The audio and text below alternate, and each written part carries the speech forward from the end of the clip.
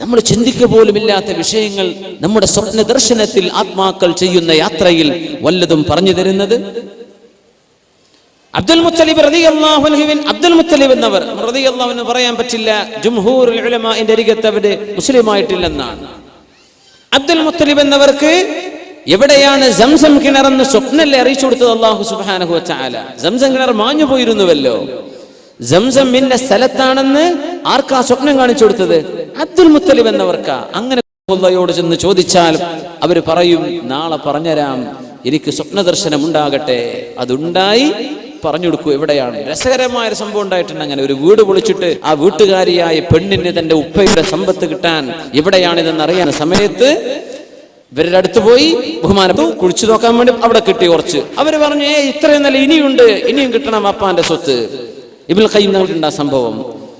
വേറെ പറഞ്ഞു കൊടുത്തു പിറ്റേന്ന് കുഴിക്കാൻ, അവിടെയും കുഴിച്ചു. പെണ്ണ് പറഞ്ഞു, ഇനിയുണ്ട് വാപ്പാന്റെ സ്വത്ത്, ഇനിയും കിട്ടണം. മൂന്നാമത്തെ ദിവസം ആ ശൈഖ് അവറുകൾ പറഞ്ഞു, ഇല്ല, നിന്റെ വാപ്പന് പറഞ്ഞത് അവൾക്ക് ജീവിക്കാൻ അത്യാവശ്യമൊക്കെ ആയില്ലേ, ഇനി പറഞ്ഞു കൊടുക്കൂല. അബ്ദുല്ലാഹിൽ ബഗാനിശി റഹ്മഹുല്ലാഹിന്റെ അടുത്ത് വന്നൊരു കേസ്. ആ വൃദ്ധയായ പെണ്ണ് 7 ദീനാറ് കടം വാങ്ങി അവര് മരിച്ചുപോയി. ആരോടാ കടം വാങ്ങിച്ചത്? ഒരു ജൂത പെണ്ണിൽ നിന്ന്. മരിച്ചു കഴിഞ്ഞപ്പോ ഈ ജൂത പെണ്ണ് ഓടി വന്നിട്ട് പറഞ്ഞു, അല്ല അബൂ മുഹമ്മദ്, നിങ്ങൾ മുസ്ലിം അല്ലേ? നിങ്ങളെ മുസ്ലിമീങ്ങൾപ്പെട്ടൊരു പെണ്ണ് എന്റെ അടുത്ത് നിന്ന് 7 ദീനാറ് വാങ്ങിപ്പോയി, ഇതുവരെ തിരിച്ചെന്നിട്ടില്ല. അവൾ അങ്ങ് മരിച്ചുപോയി, എവിടെ നിന്നാ അത് കിട്ടുക? അപ്പൊ അദ്ദേഹം പറഞ്ഞു, നാളെ വരെ സമയം തരി, ഞാൻ അവരോടൊന്ന് ചോദിക്കട്ടെ. ജീവിച്ചിരിക്കുന്ന ആ മനുഷ്യൻ സ്വപ്നദർശനത്തിൽ അർവാഹുകളുടെ യാത്രയിൽ ഈ മരിച്ചുപോയ ആളിന്റെ റൂഹുമായി സംവദിക്കുകയാണ്. പിറ്റേ ദിവസം പറഞ്ഞു കൊടുക്കുക, തഖൂലു ലക ഫുലാന, നിങ്ങളുടെ കടം വാങ്ങിയ ആ പെണ്ണില്ലേ, അവര് പറയാണ് അവരുടെ പൊരയുടെ ഈ കഴുക്കോല് വെച്ച ഭാഗം ആദ്യം മുതൽ 7ാമത്തേത് വരെ എണ്ണിയാൽ ആ 7ാമത്തെ കഴുക്കോലിന്റെ ഉള്ളിൽ തപ്പിയാൽ അവിടെ ഉണ്ട് 7 എണ്ണം. സുബ്ഹാനല്ലാഹ്. വീട്ടിൽ പോയി തപ്പി നോക്കുമ്പോ ആ 7 സ്വർണ്ണ നാണയം അവിടെ കിടക്കുന്നുണ്ട്. മിന്നവാദിർ, അത്യധികം കൗതുകകരമായ സംഭവങ്ങൾ ഇങ്ങനെ സ്വപ്നത്തിൽ പറഞ്ഞത് സത്യമായി പുലർന്നത് സംഭവിച്ചിട്ടുണ്ട്. ഇബ്നുൽ ഖയ്യിം തങ്ങൾ തന്നെ പറയുന്നുണ്ട്, അവരുടെ ഷെയ്ഖ് മഹാനായ ഇബ്നുൽ ഖയ്യിം റഹിമഹുല്ലാഹ് ജീവിതകാലം ഒരുപാട് ചെലവഴിച്ചവരുടെ ഷെയ്ഖാണ് ഇബ്നുൽ തൈമിയ്യ. ഇബ്നു തൈമിയ്യയുമായി അഭിപ്രായ വ്യത്യാസങ്ങൾ ഉണ്ടായിട്ടുണ്ട് അവർക്ക്. പക്ഷെ അവര് പറയാ, എന്റെ ഷെയ്ഖിനോട് അഭിപ്രായ വ്യത്യാസമുണ്ടായിരുന്ന ചില ആളുകൾ അവരുടെ വഫാത്തിന് ശേഷം ചില മസ്അലകൾ ചോദിച്ചിട്ടുണ്ട്. ചില മസ്അലകൾ ചോദിച്ചു. ഞാൻ ആ വാക്ക് തന്നെ ഉദ്ധരിക്കട്ടെ. وحدثني غير واحد ممن كان على غير مائل الى شيخ الاسلام ابن تيميه. പുത്തനാശയക്കാരൊക്കെ വിളിച്ചു പറയുന്ന പേരാണത്, ഷെയ്ഖുൽ ഇസ്ലാം ഇബ്നു തൈമിയ്യ. ഇബ്നുൽ ഖയ്യിം തങ്ങളുടെ ശിഷ്യൻ പറയാ, എന്റെ ഷെയ്ഖിനോട് അഭിപ്രായ വ്യത്യാസങ്ങൾ ഉണ്ടായിരുന്ന ഒരുപാട് ആളുകൾ സഅലഹു അൻ ഷൈഇൻ കാന യുഷ്കിലു അലൈഹി മിൻ മസായിലിൽ ഫറായിദ് വഗൈരിഹാ. സ്വത്ത് അനന്തരം വെക്കുന്ന മസ്അല അല്ലാത്ത മസ്അലകൾ, സംശയമുള്ള ഒരുപാട് മസ്അലകൾ എന്റെ ഷെയ്ഖിന്റെ വഫാത്തിന് ശേഷം സ്വപ്നത്തിൽ ചോദിക്കാറുണ്ടായിരുന്നവരോട് ഫഅജാബഹു ബിസ്സവാബ്, അതിന് നല്ല മറുപടിയും കൊടുക്കും. മസ്അല നോക്കുമ്പോൾ നല്ല ഉത്തരം തന്നെ. ഇത് അവരുടെ എതിരാളികൾക്ക് പോലും അനുഭവങ്ങൾ ഉണ്ടായിട്ടുണ്ടെന്ന് ഇബ്നുൽ ഖയ്യിം തങ്ങൾ കിതാബുർ റൂഹിൽ ഉദ്ധരിച്ചിട്ടുണ്ട്. ഇനിയിപ്പോ ആരപ്പത് നിഷേധിക്കുക? ഇങ്ങനെ സംഭവങ്ങൾ നടക്കുന്നുണ്ട്. ഇത് റൂഹുകൾക്ക് അള്ളാഹു നൽകുന്ന വലിയൊരു അത്ഭുത സിദ്ധിയാണെന്നല്ലേ പറയാൻ പറ്റൂ. മഹാന്മാരായ പണ്ഡിതന്മാർ മറ്റൊരു സംഭവം ഇവിടെ ഉദ്ധരിക്കുന്ന ഒരു വിഷയം, ഒരു റൂഹ് മറ്റൊരു റൂഹിൽ സ്വാധീനം ചെലുത്തുമെന്നാണ്. ഒരാത്മാവ് മറ്റൊരാത്മാവിൽ സ്വാധീനം ചെലുത്തും. മഹാനായ ഇമാം അൽ ഖൈറുവാനി അവരുടെ പ്രസിദ്ധമായ കിതാബുണ്ട് അൽ ബുസ്താൻ, അതിൽ ഉദ്ധരിക്കുന്ന ഒരുപിടി സംഭവങ്ങൾ. സ്വപ്നത്തിൽ റൂഹിനെ പ്രതിഫലം ചെലുത്തുകയാണ്, അത് പ്രത്യക്ഷത്തിൽ കാണാനും പറ്റും. സിദ്ദീഖ് റളിയല്ലാഹു അൻഹുവിനെയും ഉമർ അൽ ഫാറൂഖ് റളിയല്ലാഹു അൻഹുവിനെയും ചീത്ത പറഞ്ഞിരുന്ന ഒരു മനുഷ്യൻ. ഈ ശിആ വിശ്വാസികൾ അങ്ങനെ ചെയ്യും. അബൂബക്കർ തങ്ങളെയും സിദ്ദീഖ് എന്നവരൊക്കെ ചീത്ത പറയുന്ന ആളുകളുണ്ട്, ഒരുപാട് ശിആക്കൾ. ഇമാം ഖൈറുവാനി തങ്ങൾ ഉദ്ധരിക്കുന്ന അദ്ദേഹത്തിന്റെ ഒരു അനുഭവം പറയാ. തന്റെ ഒരു കൂട്ടുകാരൻ പറഞ്ഞു കൊടുത്ത സന്ദർഭം, സിദ്ദീഖ് തങ്ങളെയും ഉമർ തങ്ങളെയും വല്ലാണ്ട് ചീത്ത പറയുന്നേ.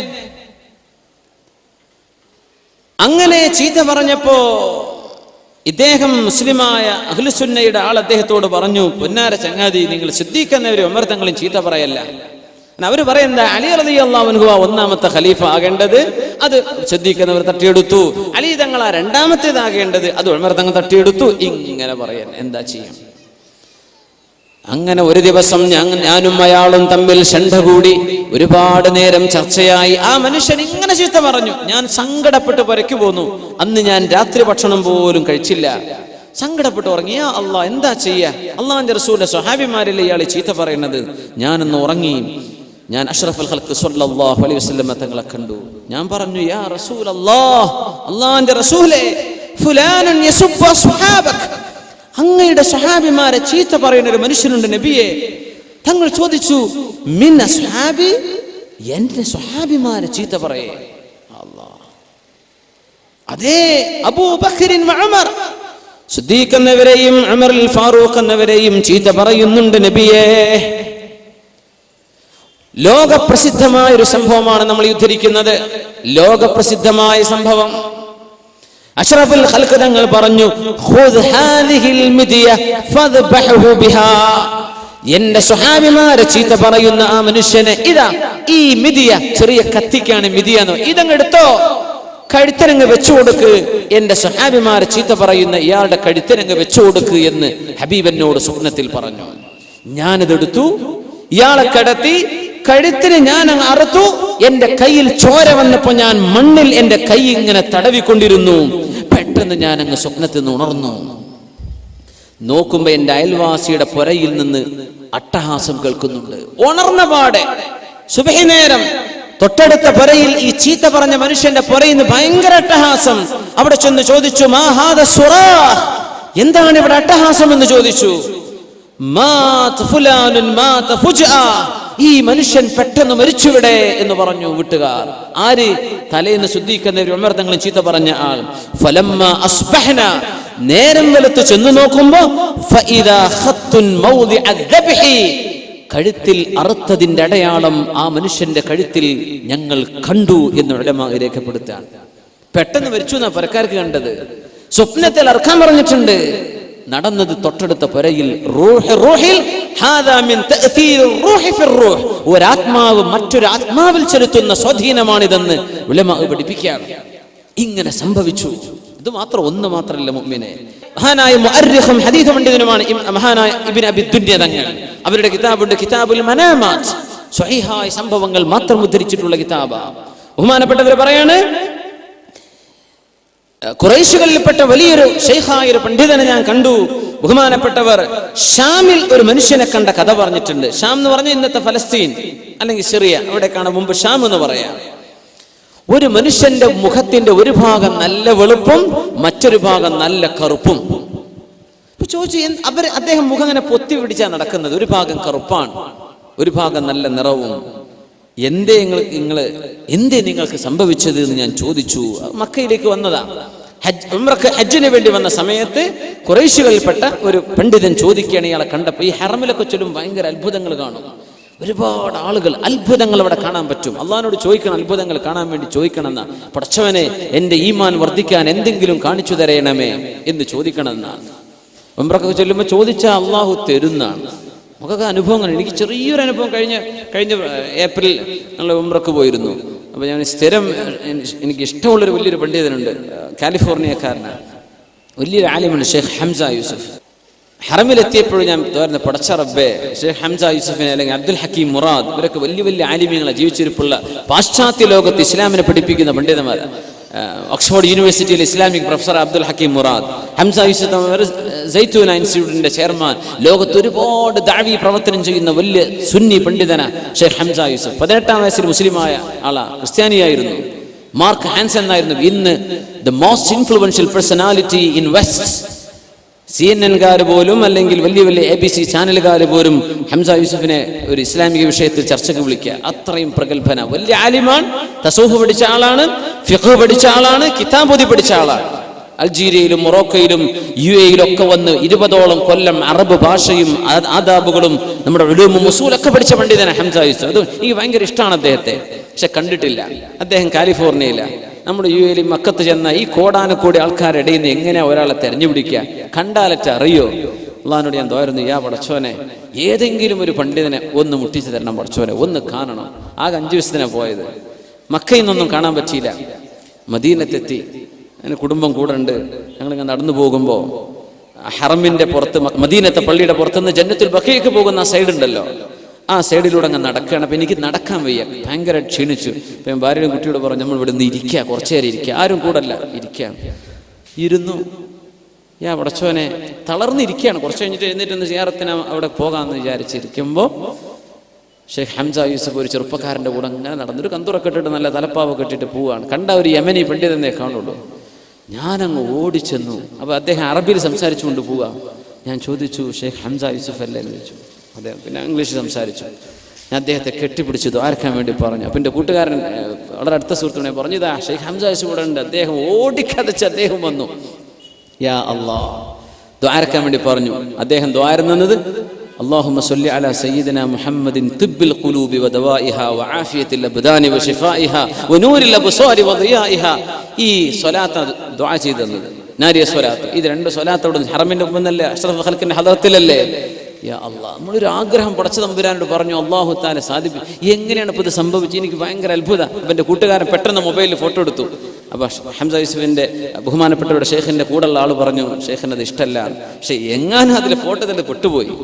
ബഹുമാനപ്പെട്ടവരെ കണ്ടൊരു വലിയൊരു അനുഭവം പറയാം. എങ്ങനെ ഇപ്പോൾ കോടാനുകൂടി ആൾക്കാരുടെ ഇടയിൽ അദ്ദേഹം ആ നേരത്ത് വന്നു, ഒന്നും നമുക്കറിയുന്നില്ല. നിങ്ങൾക്ക് അതിലും വലിയ അനുഭവം ഉണ്ടായിട്ടുണ്ടാവും. അല്ലാഹു തആല ചിലതിനങ്ങ് മുട്ടിച്ചു തരാണ്.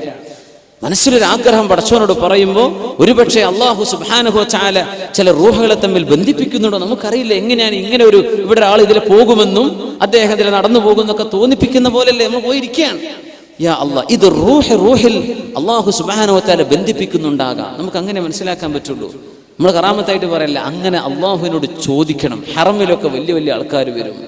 അവിടെ വന്ന് നിസ്കരിച്ചു പോകുന്ന ആളുകൾ, തവാഫിന്, ഉംറക്ക്, ഹജ്ജിന് വേണ്ടി വരുന്നവർ, അള്ളാഹുവിന് വളരെ ഇഷ്ടപ്പെട്ട ആളുകൾ ഉണ്ടാകും. ഖുറൈശിയായ ശൈഖ് ഇങ്ങനെ ഒരാളുടെ മുഖം ഇങ്ങനെ കറുത്ത് ഒരു ഭാഗം വെളുത്തിരിക്കുമ്പോൾ ചോദിച്ചതാ, അല്ല സഹോദര, എന്തേ നിങ്ങൾക്ക് പറ്റിയത് എന്ന് ചോദിച്ചു. ഹറമിലാ സംഭവം നടക്കുന്നത്.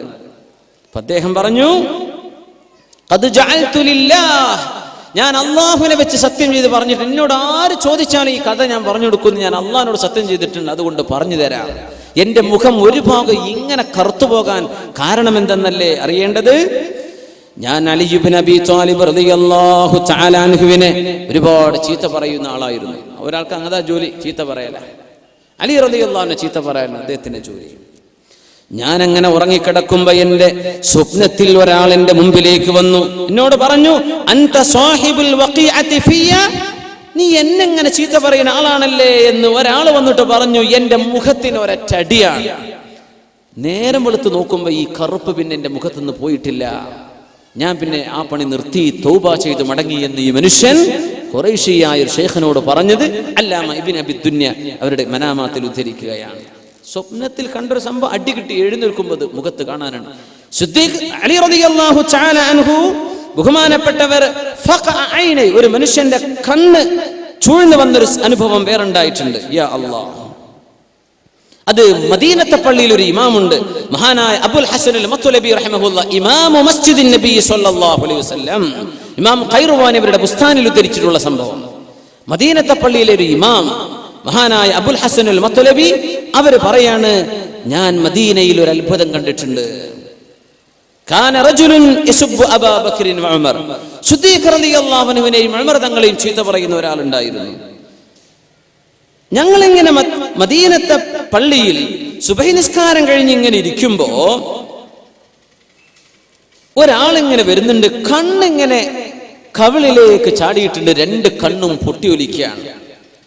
ഞങ്ങൾ ചോദിച്ചു, സഹോദര, എന്തേ കണ്ണിന് പറ്റിയത്?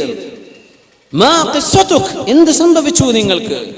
പറഞ്ഞു, റഅയ്തുൽ ബാരിഹത റസൂലല്ലാഹ് സ്വല്ലല്ലാഹു അലൈഹി വസല്ലം, ഹബീബിനെ ഞാൻ ഇന്നലെ സ്വപ്നത്തിൽ കണ്ടു. വഅലിയുൻ ബൈന യദൈ, അലി തങ്ങൾ നബിയുടെ കൂടെയുണ്ട്.